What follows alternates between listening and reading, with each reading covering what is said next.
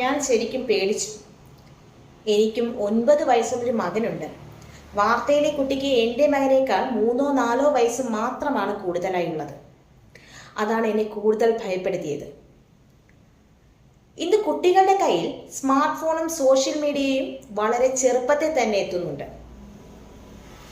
അതിൻ്റെ നല്ല വശങ്ങൾ ഉണ്ടെങ്കിലും അപകടങ്ങൾ തിരിച്ചറിയാൻ കഴിയാത്ത പ്രായത്തിലാണ് അവർ കടന്നു പോകുന്നത്. അവരുടെ കൗമാരം അല്ലെങ്കിൽ അവരുടെ ബാല്യം.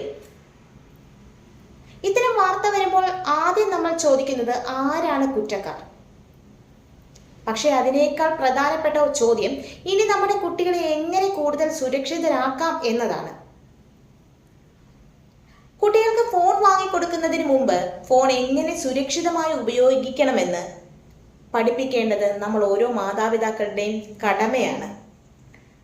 അവരുടെ സുഹൃത്തുക്കൾ ആരാണ്, അവരുമായി ആരോടൊക്കെയാണ് സംസാരിക്കുന്നത്, എന്താണ് മൊബൈൽ ഫോണിൽ കാണുന്നത്, ഇവയെല്ലാം നിയന്ത്രണമെന്ന നിലയിലല്ല, കരുതലിൻ്റെ ഭാഗമായാണ് ശ്രദ്ധിക്കേണ്ടത്. ഈ വാർത്ത ഒരു കുടുംബത്തിൻ്റെ മാത്രം വേദനയായി കാണാതെ എല്ലാ മാതാപിതാക്കൾക്കും ഒരു ഓർമ്മപ്പെടുത്തലായി കാണാം.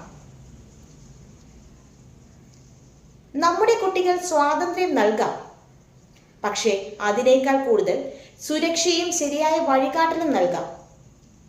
കാരണം ഒരു നിമിഷത്തെ അശ്രദ്ധ പല ജീവിതങ്ങളെയും ബാധിച്ചേക്കാം.